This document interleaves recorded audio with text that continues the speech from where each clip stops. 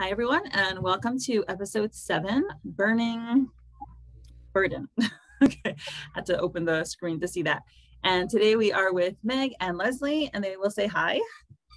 Hi, I'm Leslie. You may have seen me hanging around Patreon, offering plot theories on 𝗏𝗏𝗃𝗏 and 𝗚𝗏𝗃𝗏 Bride and Purple Hyacinth. Happy to be here. Hi, my name's May. I've only been on a couple podcasts, but it's becoming a guilty pleasure discussion time, and I'm really enjoying it. So looking forward to this episode. Thank you so much. So we opened this episode with Lauren coming to the police station right after her almost deadly encounter with the assassin, where afterwards she found out he was a Purple Hyacinth. She goes home and has this pretend closure, pretend shutting off the door to 10 years of obsession. Nice try, Lauren. Yeah, it's too early in the plot for this. Too early in the plot for closure. Like, it's episode 6, honey. You got a lot more to go. Yep. And we see this beautiful building. It's I don't know much about architecture, but there's like Roman columns in the Ionic style. Okay, I really don't know which style they're in, but I could go Corinthian. Okay. Yes, I have no idea. I did read one book about architecture, and I knew it for about 5 seconds after reading it, but I've forgotten everything since. So, but it's a nice building. City Art House is based off of, or like inspired by. I never heard anything about it, but it could be that it was mentioned before I became a fan. Yeah, I get like hybrid London Paris vibes. Yeah, same. Yeah. I feel like 𝗏𝗏𝗃𝗏 is probably, if she is hearing this, just like, it was just pretty.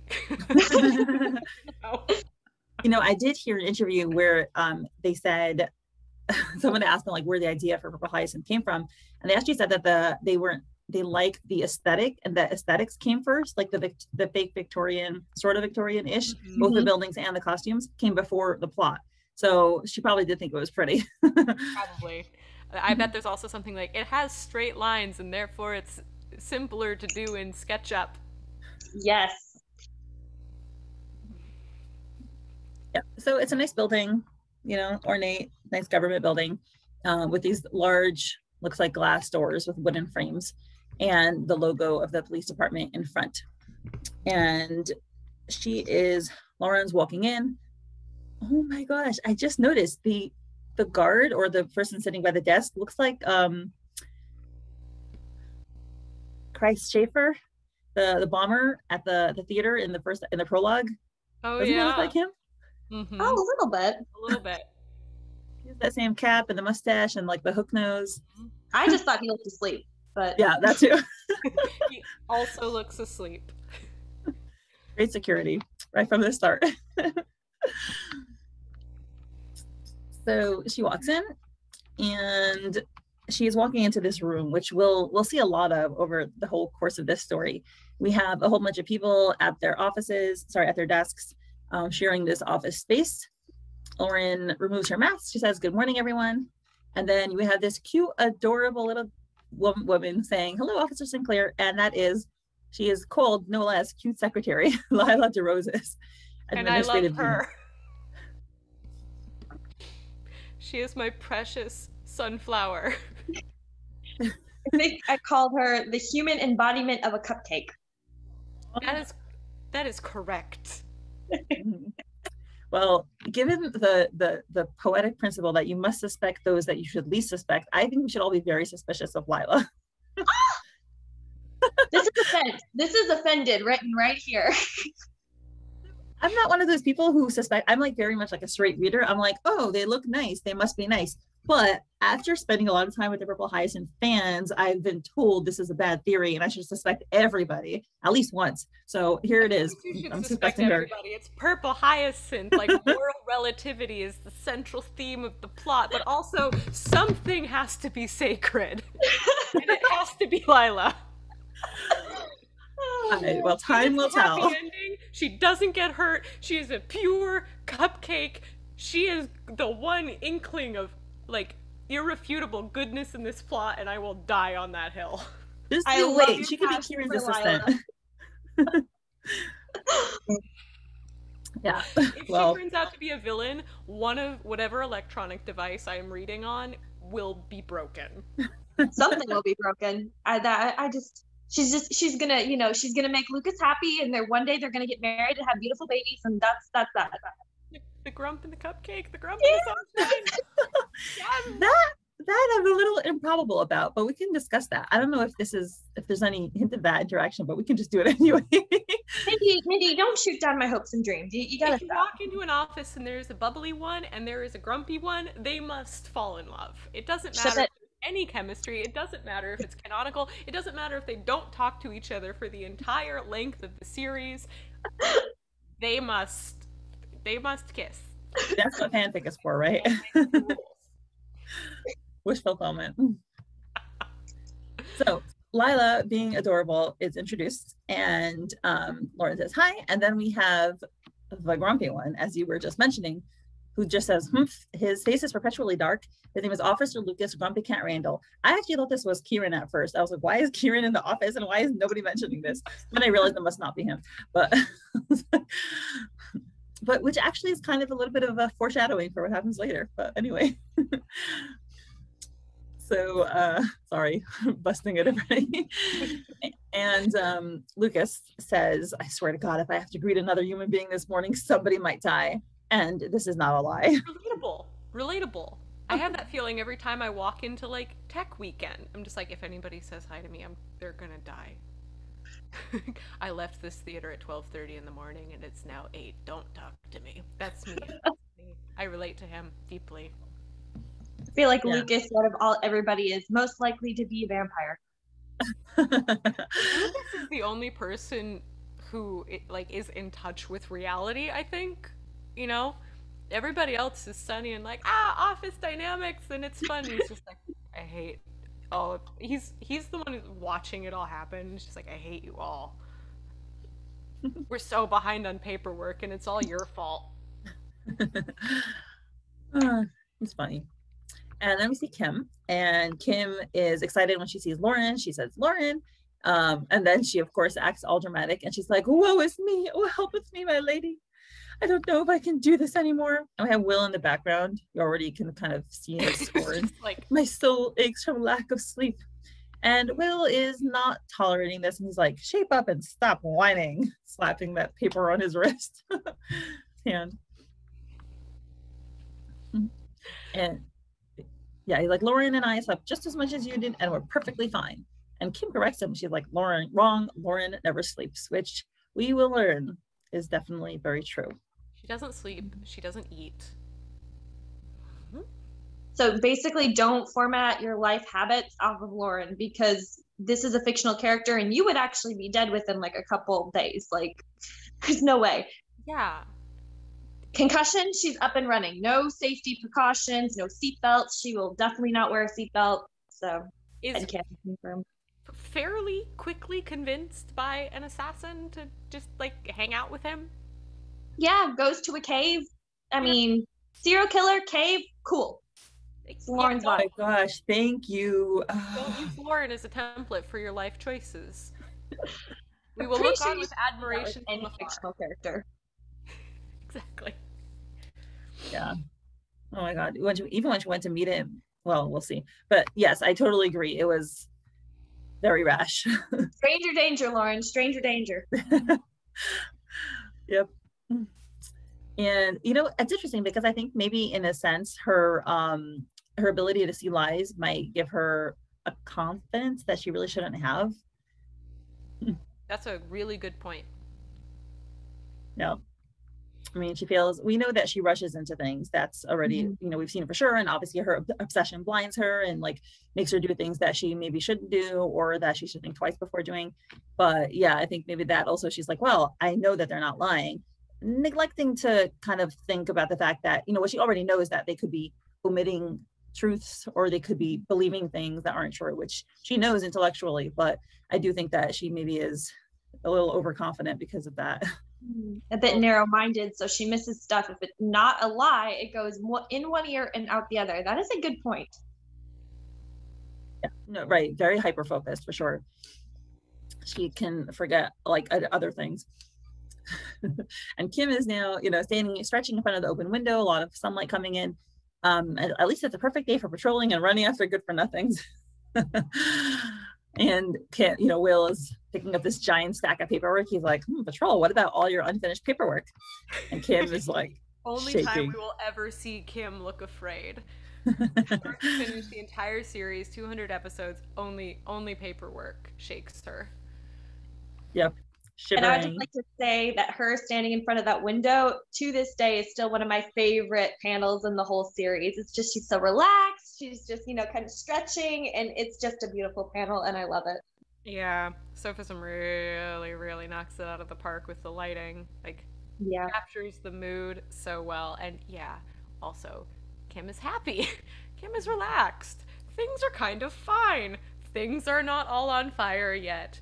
Take the happy panels, people. Yeah, she would be doing the same thing even when things are on fire, and that's what we like about Kym. She's just always has this ability to, whether or how much of it reflects her inner reality, we're not quite sure, but she puts out that happiness and that joy and that, lack of that caring, and pretends as though everything is okay.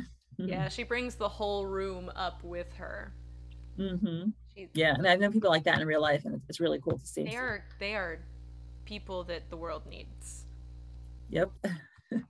So upon seeing this giant pile of paperwork, she decides that, oh no, I have such a terrible headache. I feel like I'm going to faint. And Will's like, Liddell, I didn't know you had such an obvious talent for acting. Have you considered a career change? You might do better there. Their banter is hilarious. Yeah, go ahead. No, that was just sort of inarticulate, like, yes, Kym Will banter gives me a reason to wake up in the morning. Honestly, this whole part of the chapter, I think it's great that they took the time to establish all the characters in the office and establish the office dynamic between all these different types of people. And not only was it funny and comedic, but it also, like, we remembered Lila and we remembered Lukas, and we very much know what Will and Kym's relationship is like just off of this little interaction. And I love that they took the time to build that up, because not every story does that. Hyacinth has a lot of side characters. It's not just focused on a couple of main characters, and that really makes the story a lot richer. There's also there's so many different personalities, and that reflects reality. Like, life has a lot of different kinds of people, so it's nice to see that variety. Absolutely. So now Kym's radio crackles and someone calls her and she says present, and then someone says, you are requested at the shooting range in 45 minutes. You'll be replacing Sergeant Collins, supervising the firearm examination. And she's like, yes sir, I will be there. And she is very excited about this. She winks and she's like, what a shame, Lieutenant. I think my acting career will have to wait. Looks like a certain someone and their awesome skills are still needed here. And then she does this like, And then the other best panel in the comic. Wait, the tongue coming out or the glaring panel? Yeah, they're both great. They're both great, but Kym sticking her tongue out at her superior officer and making him like both incredibly attracted to her and also just incredibly mad, and Will is not equipped to engage with either of those feelings, so you can just hear like a circuit breaker go off in his brain before it all breaks. Yeah, like William Hawks is not responding. Yeah, like system reboot needed. Have you tried turning him off and back on again? You can only do this if Kym is not around. It's funny. Oh, sorry. The character insert that they mentioned, I noticed like he's the side character that they mentioned. I don't think we've ever seen Officer Collins. Like, he's mentioned several times throughout this whole webtoon. I don't think we've ever seen him. Oh, wait, where else was he mentioned? That's a good memory. I don't remember another Officer Collins. Yeah, I did a reread and I noticed it's like a side character. He's like, it's always Collins. It's Collins. He's the side character that we never see. He's the Deus Ex Machina when you need to get a character like off screen doing something else for a plot to happen. It could be like a fandom activity, scavenger hunt to see if anybody ever like can find Officer Collins. Actually, I have this headcanon that he's a ginger. Okay. Change Permission accepted. Fine. Cool. Yeah, it's so cool what everyone notices. Like I've been listening to Inspirational and just seeing all the interesting details that he notices, and it's just really cool to see like how every mind picks up on different things. I'm just like all about the relationships and the feelings. But yeah, I did not notice Collins. So now Will you asked, about the feelings. You write a whole story about a dream, and you're about the feelings. What? yeah, that dream was very feeling oriented. And feeling as in like feeling oriented. Oh gosh. Thank God my husband isn't jealous of 2D characters. Although I will say, I do not have a crush on Kieran. He's too young for me. He's only 24 and I'm 31. It's too young. I just like, just like looking at him, that's all. You can appreciate a pretty person. Yep. Oh yeah. Also, I like how your justification is he's too young, not he's a mass murderer. Well, but then again, I think anybody in like the comic side of the universe knows that if mass murderer like is a disqualifier, then there's nobody left. Yeah. 𝗏𝗵𝗄𝗃 made this really cute comic with that, and if you've seen it, she published it today, so you can check it out on her Instagram. It's basically this theme. It's really cute. Oh, I think I saw that with at No Men. Antonin, yeah. Yeah. Yep. Yeah. I crush like almost exclusively on 2D characters, so except that and Chris Pine, and there we go. I mean, in fairness, like male 2D characters are so frequently written by women that they just like are not that you get to have like idealized maleness without any of the problems that real life maleness tends to come with. So you know how we women always joke about how male writers write females, and they're like, oh, like her boobs perkily up the steps, God, right? Yes, I wonder if there are men sitting there reading how men are depicted and written by women. They're like, what are they talking about? They're crazy. But I mean, like what I notice about all of this is that generally like women-led comics or productions, like the ideal man as written from the female gaze is like over-human, like it errs on the side of over-humanized as opposed to like over-sexualized, like over-objectified, the presentation of that person as a sexual object tends to come secondary in importance or even in screen time to that person listening and being present and respecting boundaries and like being in touch with their emotions and seeing the female protagonist as an important person or the female like lead. And so if there are men reading thinking this is so unrealistic, well, start taking notes, honey. Actually, one of the funniest lines was when somebody in the Midnight Poppyland fan group she read aloud to her husband the episode, it was like the last episode where Tora kissed Poppy, and he's like, oh Christ, you taste like fucking heaven, sorry for my cursing, and then her husband snorted and he's like, no man, whatever. So he's like, oh, that was written by a woman, and she was like, take notes. So it was hilarious. I'll always remember that. But actually, Leslie, I was talking with, I mentioned to Meg and some other people yesterday, I don't remember because I've said this a couple of times, that I've noticed that the Purple Hyacinth fandom is not as sexualizing and like lustful as the Midnight Poppyland fandom. Like very, very, very, very much not. And I found that very, very interesting to see, because the Midnight Poppyland fandom is like extremely blatant about their physical attraction. And the Purple Hyacinth fandom, not as much, like very much not. Occasionally they'll say like, oh, he's gorgeous, but they kind of do the same thing for the women characters just as much. And it's not very sexual. It's like, it doesn't get that far.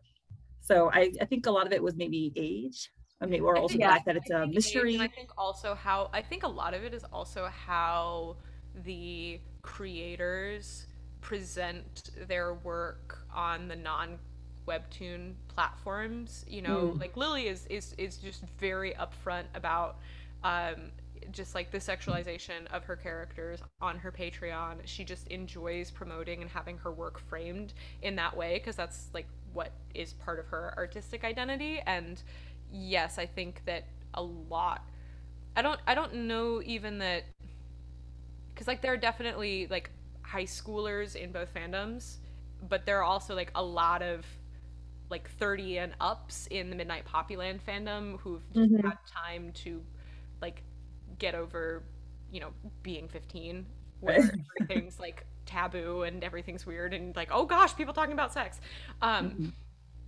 But also I think that 𝗏𝗵𝗻 and 𝗏𝗵𝗻, like they present offline both as younger. It's not in the genre. Like, if this might have romantic elements, but it's like not a romance, Yeah. And they present this entire story as, reader tears, like, don't get attached, I'm gonna hurt you, and then crack posts. I think they really enjoy presenting this entire story as, manicness, as having a character canonically named Grumpy Cat would attest. I mean, they describe themselves as cult leaders, so exactly. I mean, and I think it puts that people's brains in that frame of mind the second they're like 2 episodes in, Yeah. And the way the characters are drawn too, there's a definite change there. If you look at the style of Purple Hyacinth versus 𝗏𝗏𝗄𝗏, the style is completely different. And honestly, it's more of, I'm trying to find the right word for it.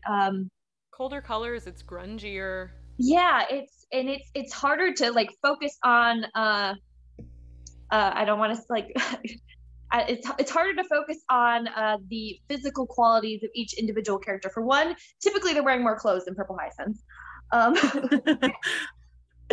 So I mean, the eye candy and the simping and all that usually comes from the characters' personalities rather than their physical attractiveness. Exactly. And I think 𝗏𝗵𝗻 also tends to draw them a little bit more stylized. Yeah. So I noticed that her panels tend to be really, really gesture heavy. You almost never see like all of a person just like parked there, except for in sort of exposition type stuff like that. Whereas in a less action oriented plot like 𝗏𝗏𝗄𝗏𝗏, where the central engine of the story is the chemistry between these two people, like, yeah, they're looking at each other, they're sizing up what the other person looks like. And of course Lily's personal style really embraces warmth and softness and skin tones and smooth textures, and 𝗏𝗵𝗻 is like cinematic lighting and grunge. Yeah, that is the perfect way to put it. Elegance. I was thinking about because I've been reading webtoons for a while. I was like, oh, wouldn't it be nice if I did a webtoons? And I was thinking about what kind of style, and I was like, I like being realistic, but I love the fact that you can immediately tell when something is Purple Hyacinth, and it has this just beauty that I would love to be able to I don't want to say replicate, but also have a beauty, like more like it's a little bit like, it's like just, like when you see a Monet or when you see a Van Gogh, it has a style and they all look the same and you can tell that it's their work. So I just like that idea of like, it's some interesting way of presenting it. Anyhow, so I think every creator wants that style though. They want to be able to have someone look at their work, whether you're a writer or an artist, and be able to say, oh, that's me.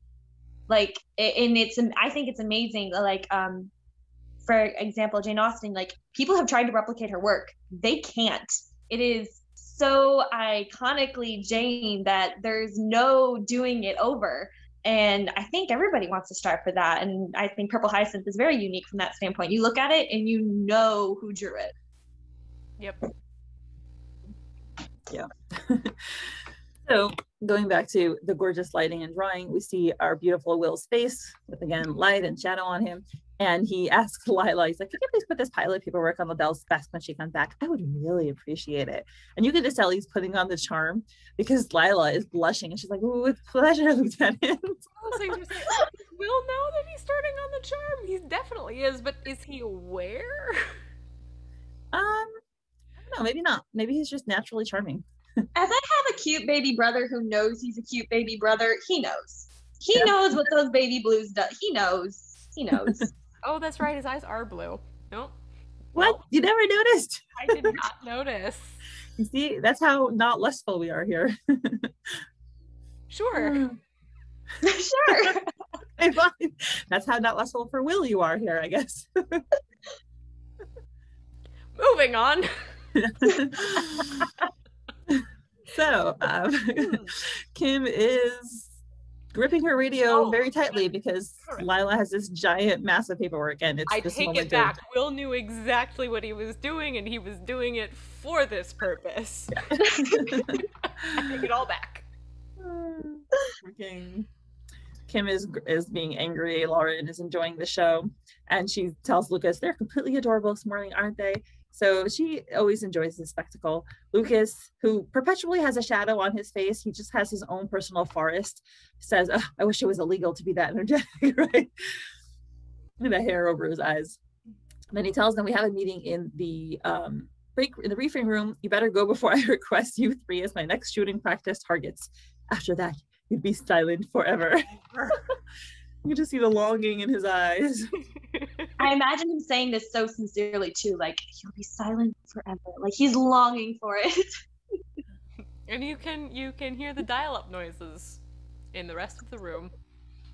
I don't know if that's what 𝗪𝗠cism is trying to translate when she does the ... or if like that's what's supposed to be in my brain when I read that in a comic, but every time I hear like 2004, I'm trying to use the computer while my friend's dad is on the phone, dial-up noises. Oh, that's funny. It's been a long time since I've heard those noises. Thinking about the artist, I don't think that's what they were intending, but it works though.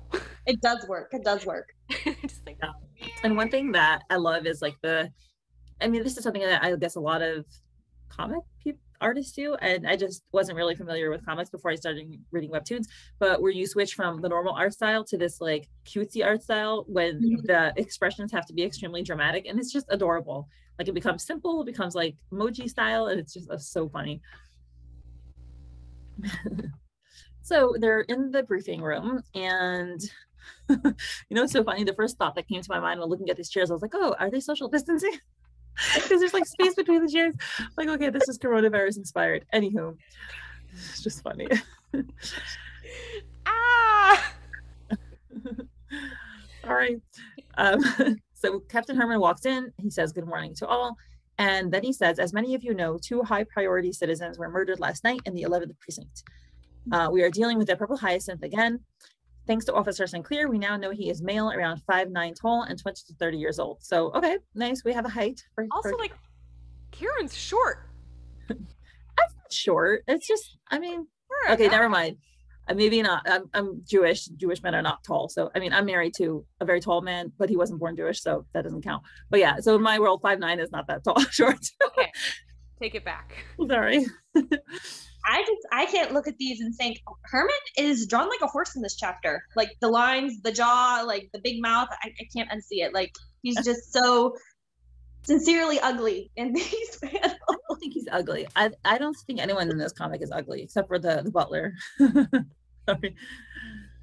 I don't think Hermann's ugly. I think honestly every single person I've seen in this comic is nice looking. Oh, not so much like ugly, just like the way those couple panels for some reason, like the way he's talking or whatever, like I think horse face. That's all I can think. Okay. That's fine. Well, I haven't found a Hermann simper yet, so I don't think you're hurting anyone's feelings. A Hermann simp? Oh my gosh. Hello, people have their taste. You never know. Yeah, I guess not. All right, I'll take it back. So he says the castle's already been alerted and we're awaiting more specific directives from the chief of police, who happens to be Lauren's uncle. Sorry, he also says he's surely gone back to hiding. Report anyone acting suspiciously who matches this description. And they're like, yes, sir. And then Lauren thinks to herself, she says, well, except that isn't all I know about him. I've seen his beer face. I know exactly what it looks like and where he'll be tonight. And we're so close to catching him. And this is something, she's really struggling with. Like, should I out him or not? And it's, if she outs him, she kind of loses her chance to take down the Purple Hyacinth, the Phantom Scythe. And she knows what he said is true. Like, if he actually gets locked up, which that already is doubtful, they're not going to get any information out of him. Yep. So it's a big conflict for her. And crazy that she's even thinking this way, but understandable. You know, it's actually interesting because all of Lauren's flaws, I didn't realize them the first time around that I was reading it, because Lauren has a lot of the traits that I personally admire. I love stubborn people. I love people who are action oriented. I love people who take matters into their own hands. I love people who are passionate. And it took me the second time reading around and hearing the fandom talk about her to kind of realize that she was taking these traits to an extreme, and that she was making decisions out of emotion rather than being thought through. So it's interesting to be able to like reevaluate all her choices and thoughts with that perspective. Yeah, she can really lose the forest for the trees sometimes. Mm-hmm. So now we found out this very interesting detail, which we are kind of a little nervous about and will probably be very important. He says, also by the end of this week, I want volunteers to work security for Viscount Redcliff's annual ball on February 17th. And I always think of Radcliffe for some reason. I'm trying to remember which character is Radcliffe. But anyways, Redcliffe, not Radcliffe. I don't think we've seen him yet. What? I don't think we've seen him in the comic yet. We have not. No, like the comic is still on. We're still 2 months away from that ball. We're still in like years in the chronology.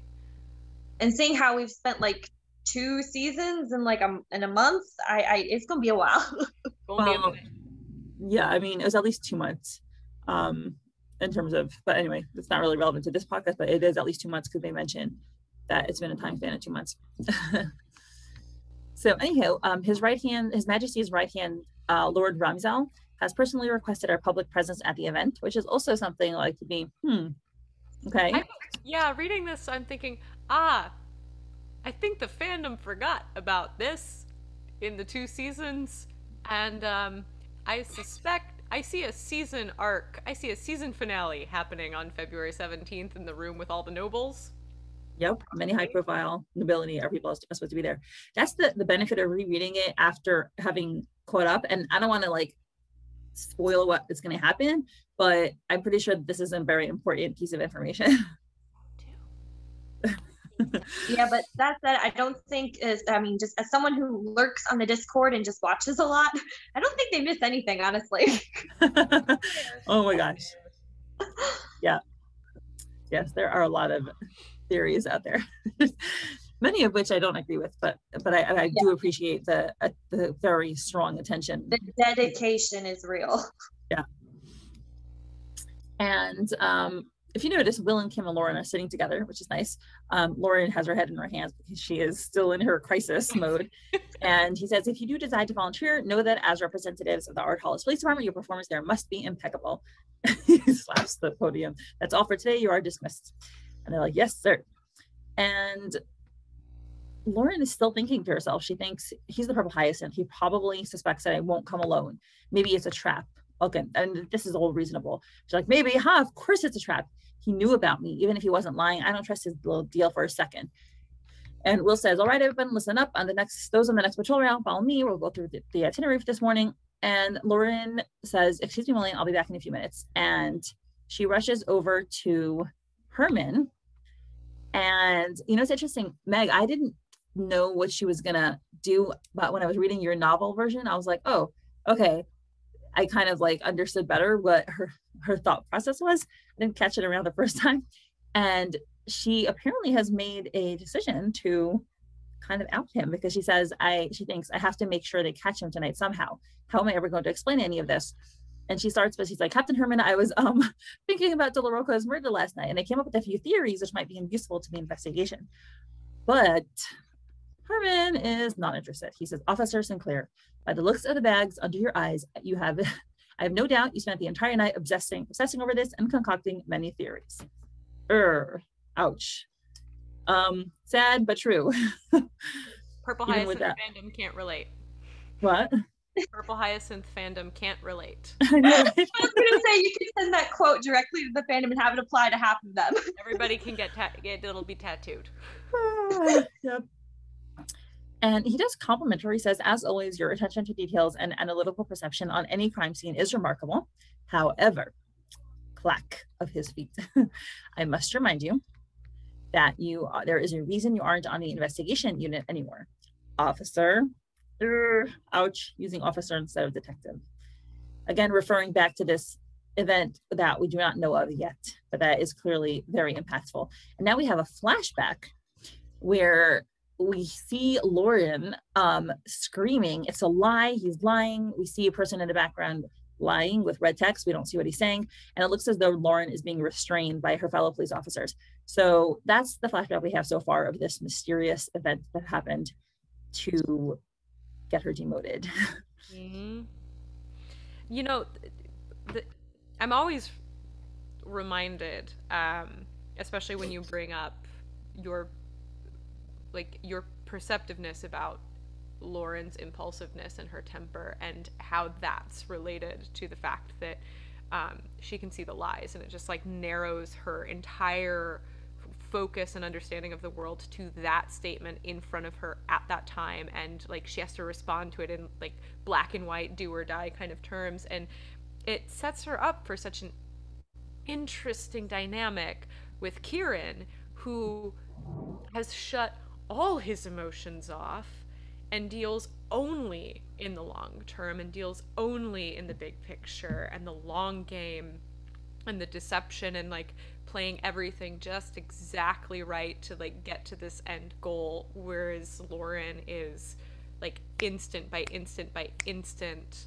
And I hadn't even really noticed that dynamic until you brought it up the first time, and then you did, and it just puts them into such phenomenal relief. They're like perfect foils for one another with that.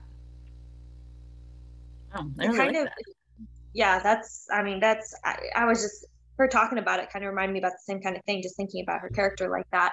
But this scene particular with Herman, following that line of logic, that she is so, you know, narrow-minded, obsessed, but I feel like that because of that, she's a character that self-deprecates all the time. She does not have a ton of self-work, and I can just envision like she's sitting there and Herman is reading her the riot act, and she's just feeling enraged, humiliated, helpless, and we don't have any like inner dialogue there, but all I can think of is on the look on her face, she's like halfway agreeing with him, halfway upset that he's right, because you can't really disagree with him because her judgment did get all skewed, but she's like probably yelling at herself inside, and that makes me really sad. Yeah, she doesn't see the part that she plays in the whole picture. That's for Yeah. sure. And Kieran like hard to be only objective. sees the part he plays in the big picture and doesn't actually like see himself, you know? Mm-hmm. But It's hard to be objective. I didn't think so much about what does Lauren think of herself in terms of self-confidence and self-appreciation. Like, we definitely know that Kieran hates himself, basically. Lauren, I don't get like an unhealthy sense of self from her, except for like the realities where she is upset at herself for the mistakes that she made. Yeah. Like she beats herself up really badly, but she doesn't, like, she hasn't compartmentalized her entire identity to function. Right. You know? Well, she definitely takes on way too much guilt, like unreasonably so. Yeah. She blames herself for everything, that things are out of her control. Yeah. There's no compartmentalization for Lauren, and Kieran is all compartmentalization. True. Yeah, isn't it lovely? I love when we get foil. When I learned that word in like literature class in high school, I was like, that's the best word ever. I loved it so much. Same. Yeah. So Herman continues to basically tell her, I don't want your involvement. He says, if you recall any additional details of his appearance, please report them to the detective in charge of the case. The investigation unit will follow up on any clues. But truthfully, I would rather you didn't involve yourself in this any further. You've embarrassed us enough in the past. Ouch. That is death by 1,000 cuts. Those like 6 panels right there. But also he's being such a turd that I find myself ignoring said good points because he is being such a butt. Like that you're an embarrassment line cooks my cookies every single time. Yeah, and Lauren's face, you know, she's all like they're all close together. It could also, you know, it could kind of look romantic if you don't read what it says. But, you know, she's clearly devastated. Like, this is, you know, she was very conflicted about what to do. She decided to come clean, and now he rejects her. So, I mean, we're happy he did, because we don't want to see, you know, Kieran arrested by the entire police department that night. But, you know, yeah, it's crucial to the rest of the story, because she tried to come clean and he rejected it. So, oh well, I guess she has no choice. She's got to team up with him. It's one of the rules. Like, if you listen to the protagonist in the first episode, that just roll credits. I like the little arc though, because they've already established that she is a moral character. So the idea that she would like, all right, sure, I'll team up with a serial killer, that's fine.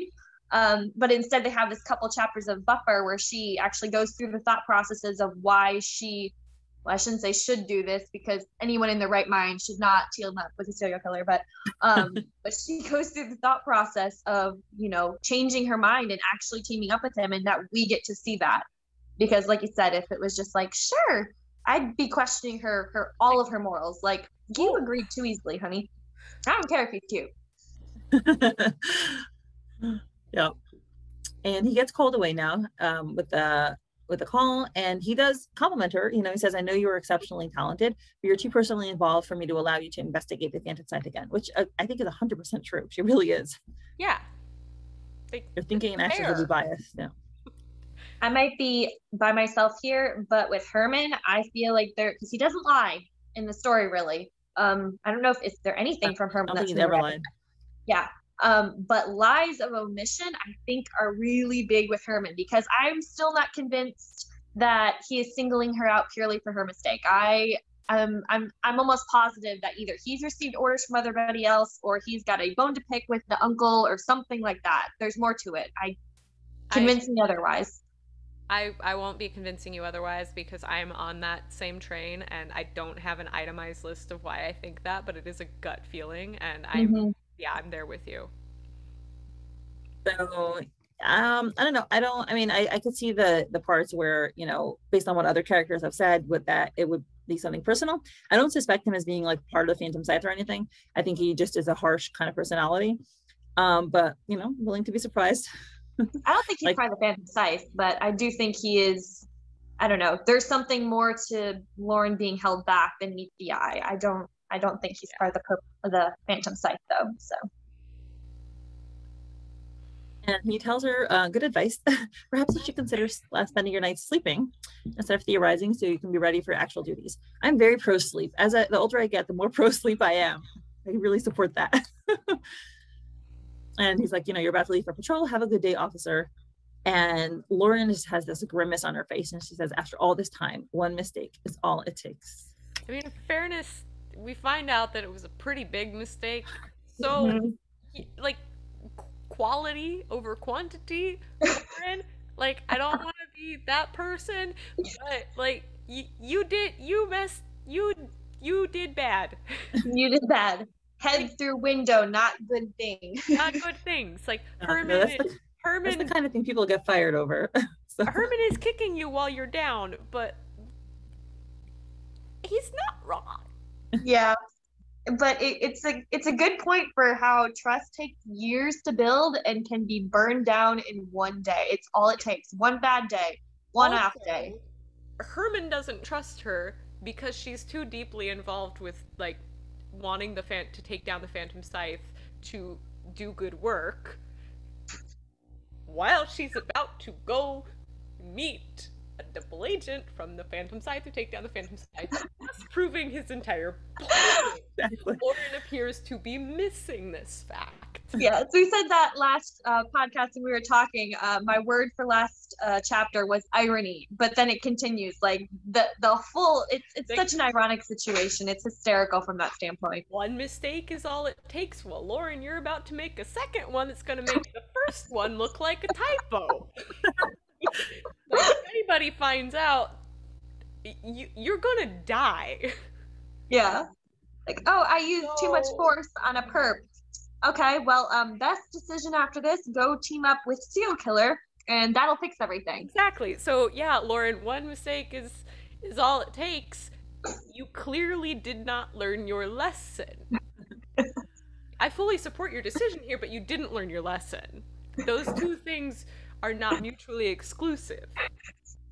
What I want you to do versus what you should do. Correct. But it's so delightful to see people being human. And then we have a great story too. So Yep. She's our messy, sleep-deprived, starved baby. We will hold her down and make her eat food and then feed her melatonin until she takes the nap. And then maybe she will start making some slightly better decisions, like not yelling at everybody when they're only halfway done with their sentences. You know? I like to think that life is a series of bad mistakes and us learning from them and then making them again. And that's just what life is. So pretty much. With a couple good ones snuck in there because, we can't be awful all the time. Yeah, I like to hope. So actually I wanted to ask, we do have some extra time before we finished earlier than I thought we would. Do you want to do some bonus questions for this episode? Sure. Okay, because I have it for the Patreon, and I haven't been doing it for Purple Hyacinth really, mainly because the episodes have been so long that I just didn't feel we had time. But we do have time now, so I'd love to do that. Do you have anything you want to say about the episode before we do that? I love the musician in me just loves the music for these. I was reading all the way back through and I got really wrapped up in the music for episode 6 and the symbolism of perfect fourths and perfect fifths and then minor scales, and I just the little dee-dee-dee-dee-dee-dee that plays in this episode when they're all in the office just cemented this scene in my heart and soul as I love these characters and they are my precious babies and nobody touched them. And just ditto on that. I've recently started taking soundtrack lessons, and so I listen to the music so much more critically than I used to because I'm like, okay, how is this put together? What is the mood? What is the feeling? And I love it. I love it. Awesome. It's great that you have that added knowledge, because I know a little bit about music, but not much. And so it's really cool to hear when you know something, you can analyze it best. Yeah, and the bum